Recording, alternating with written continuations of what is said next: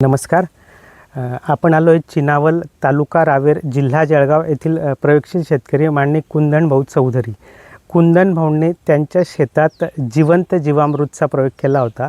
जिवंत जीवामृतचा प्रयोग केल्यानंतर कुंदन भाऊंना काय अनुभव आला ते आपण त्यांच्याकडूनच ऐकून घेऊ.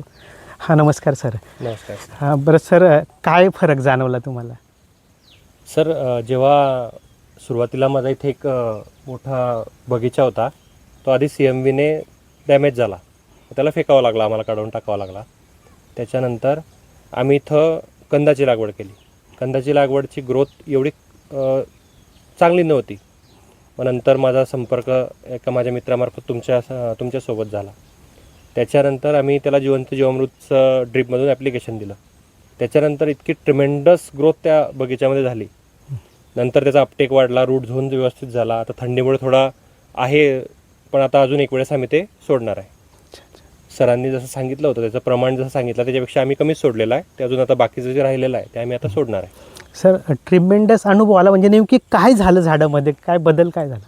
त्याचे पोंगे, त्याची चाल जी स्टक झाली होती लहानपणी, ती खूप फास्ट ग्रोथ झाली नंतर. बरोबर. म्हणजे थोडक्यात झाडाने झाड जे थांबलेलं होतं, स्टक झालेलं होतं, ग्रोथ मध्ये आलं. नंतर पानाची साईज वाढली, पोंगा लांब, त्याने नंतर पोंगा लांबलचक काढला. अच्छा, बरं सर, शेतकऱ्यांनी जिवंत जीवामृतचा प्रयोग केला पाहिजे का नाही? नक्कीच केला पाहिजे. जिवंत जीवामृतचा प्रयोग केलाच पाहिजे. कारण त्याच्याने मला तरी असं वाटतं की माझा आता जो फर्टिगेशनचा जो खर्च आहे, बेसल डोसचा वगैरे, तो पण कमी होईल असा आता एक अंदाज वाटतो आहे. कारण त्याच्यानंतर बागाची ओव्हरऑल ग्रोथ चांगली आहे. आता थंडीचा हे असल्यावरती पण, प्रकोप असल्यावरती पण चांगला आहे. भाऊंनी जिवंत जीवामृतचा प्रयोग केला होता. आपल्याला पण आपल्या शेतात स्टक झालेला बाग वाढवायचा असेल, पोंगा चांगला काढायचा असेल, पानाची साईज वाढवायची असेल, तर भाऊंनी जसा जिवंत जीवामृतचा प्रयोग केला तसा आपण पण करू शकतात. धन्यवाद सर. धन्यवाद सर.